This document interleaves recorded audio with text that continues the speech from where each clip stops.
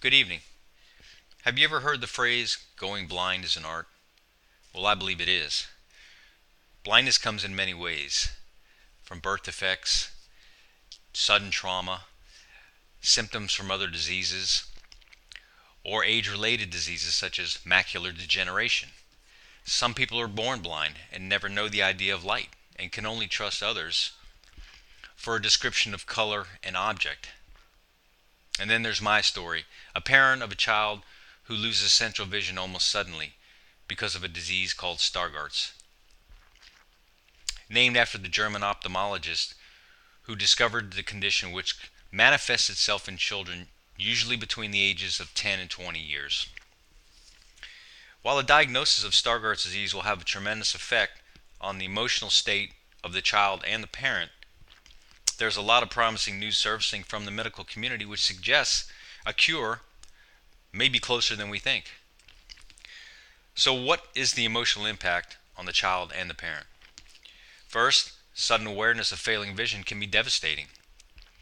Imagine driving in your car and playing the reading game or a reading game with your child, your 10-year-old say, asking her to read the letters on the street signs, and your child says to you, "What street sign? I don't see those letters." At first you're thinking they're just being rebellious and she doesn't want to play. As time goes on, the dialogue never seems to change, and you suddenly become aware that there's something going on here.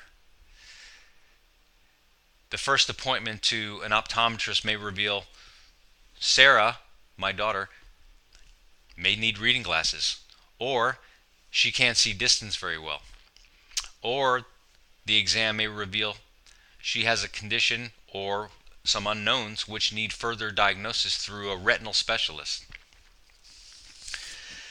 As a parent of a child who has always participated in sports and done well academically, I never expected to hear the words, "Your child has Stargardt's disease. There is no cure, and there's no way to know how deeply this will affect her vision long term."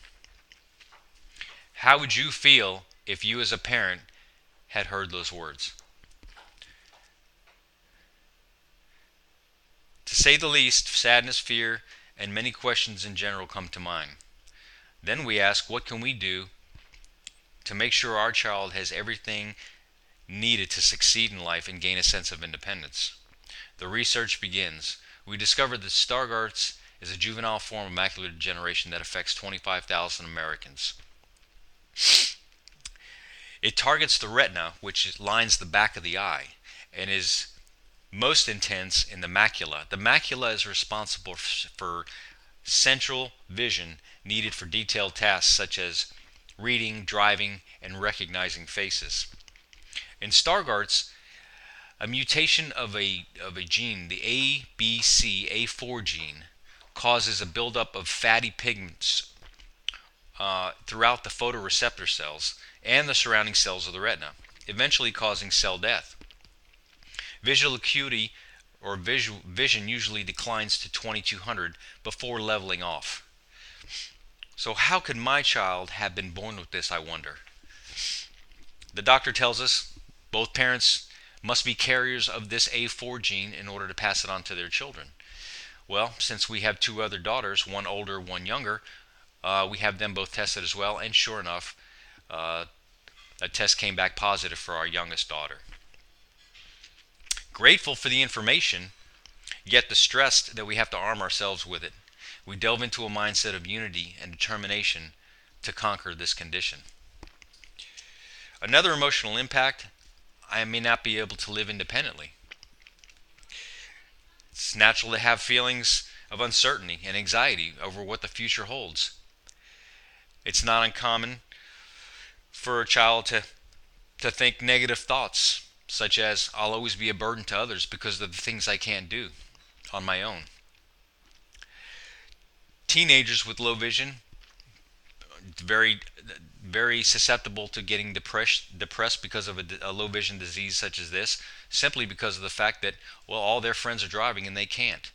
They need transportation to school and to work, and they're going to have to rely on somebody to get that transportation for them. There can be many social issues that need to be addressed.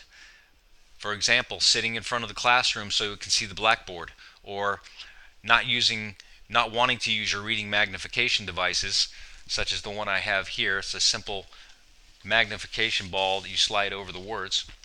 Not wanting to use this in class for fear of bringing unwanted attention upon yourself. Support from family, friends, and counselors is essential to realizing success and maintaining a positive attitude. Occupational therapists as well can provide tools such as the one I just showed you and the teaching on how to use those tools properly. While a diagnosis of Stargardt's disease can be overwhelming and affect daily life and daily activities, there's much promising research taking place which is opening avenues for a possible cure one day. Thank you.